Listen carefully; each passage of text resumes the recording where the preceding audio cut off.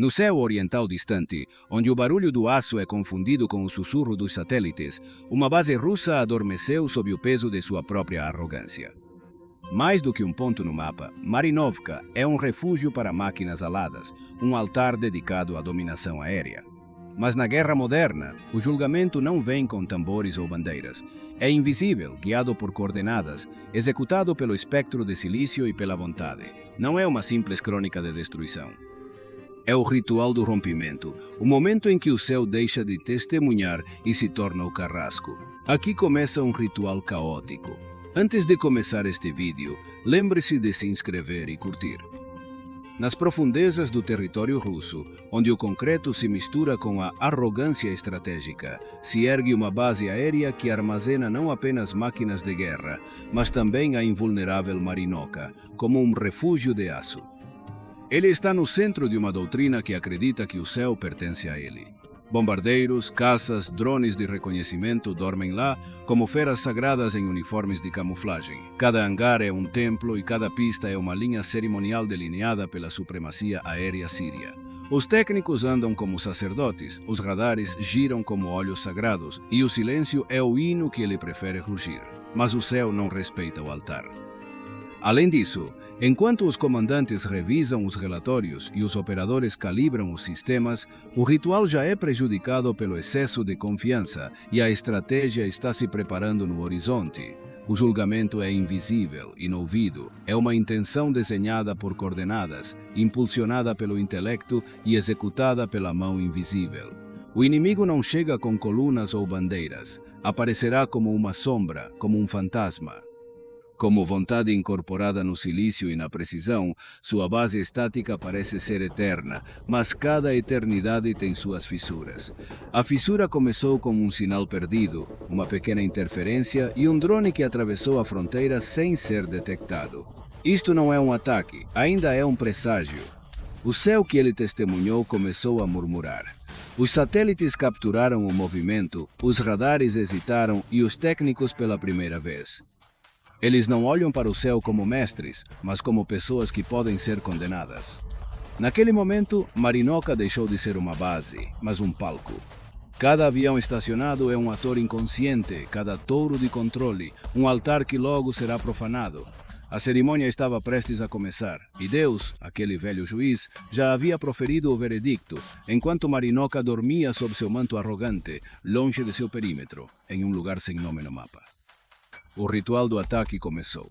Nenhum discurso, nenhum tambor, nenhum comando alto. Apenas coordenadas, apenas silêncio. Em uma sala escura, cercada por telas e sussurros, operadores ucranianos estão rastreando o caminho do martelo invisível.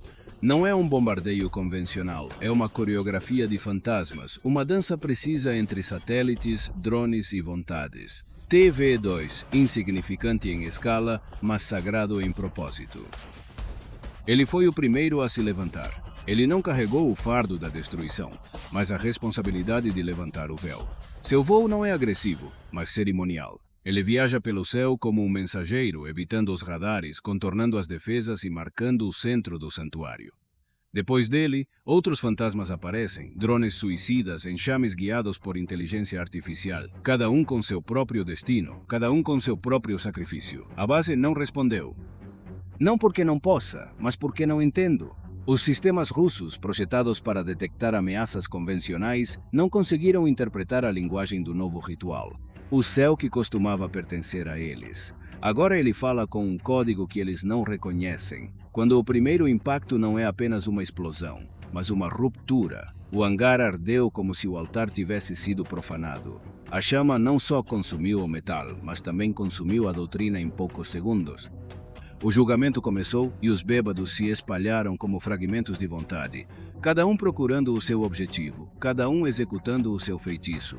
A aeronave estacionada pegou fogo antes da decolagem e a torre de controle foi desligada sem ordens.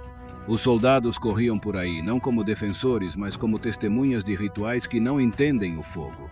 Ele não está gritando, ele está cantando sobre a queda de uma época, no caos. O céu não se mexeu. Ele não comemorou, não se arrependeu, apenas assistiu, porque o ataque não foi uma vingança, mas uma correção, uma reescrita de Marinoka, que já foi um símbolo de poder. Tornou-se um símbolo de vulnerabilidade. Quando o último drone se desintegra no último sacrifício, o silêncio retorna, não como antes, não como arrogância, mas como respeito, porque o julgamento foi executado. Os altares purificados com fogo não são mais fundações, mas ruínas sagradas. A fumaça que surge de Marinoka não é apenas física, é simbólica, é ancestral, como se o próprio céu tivesse recebido um presente inesperado, um sacrifício que não estava no calendário ou no protocolo. Os destroços dos bombardeiros, outrora guardiões da supremacia aérea, deitavam ali como totens caídos, como relíquias de uma época supostamente invulnerável, no silêncio depois do estrondo. Algo mais profundo começa a formar uma mudança narrativa. Ao revisar as gravações, os agentes da inteligência analisaram não apenas a trajetória e a explosão, mas também observaram o ritmo, a sequência e a intenção, pois o que aconteceu não foi apenas um ataque, mas uma coreografia de guerra, uma dança precisa que fala em símbolos. Cada impacto parece ter sido escolhido para fins rituais, cada edifício destruído. Uma palavra em uma língua que só os estrategistas mais antigos podem entender. Nos corredores do comando russo, a linguagem mudou. Não se fala mais de retaliação imediata, mas de contenção mental, porque o golpe tocou mais do que apenas infraestrutura. Toca no orgulho cerimonial, no mito da invulnerabilidade. Nesse vácuo, surgiram problemas que não estavam no manual. Quem planeou o ataque? Qual mente traça essa linha entre tecnologia e simbolismo?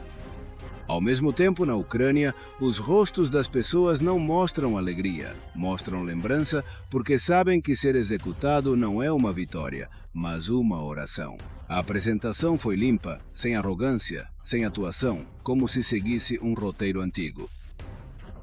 Ele falou de justiça, equilíbrio e restauração.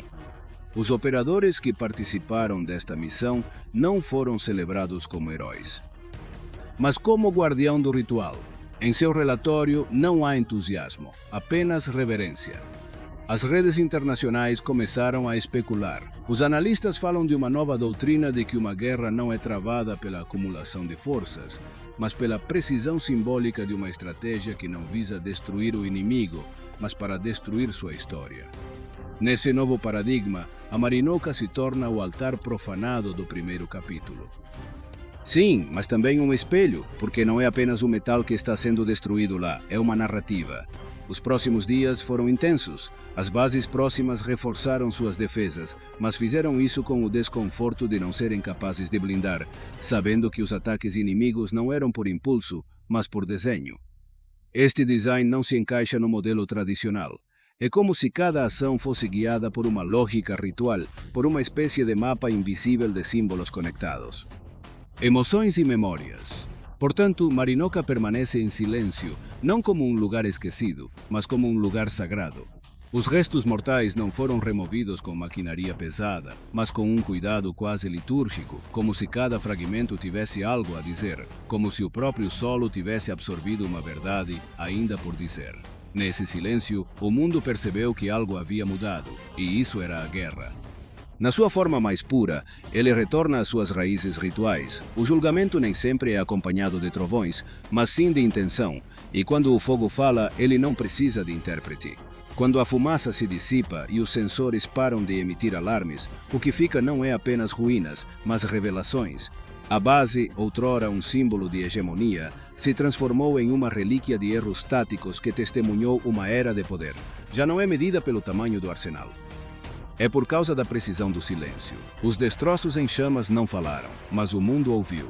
Em cada cratera, em cada asa carbonizada, está inscrita uma nova doutrina. A guerra não é mais travada com trovões, mas com cálculos. Nesse silêncio sagrado, a Ucrânia não só destruiu uma base, mas também redefiniu os rituais de combate. Como sempre, se você gostou deste vídeo, não se esqueça de se inscrever e deixar seu like. Vemo-nos no próximo vídeo.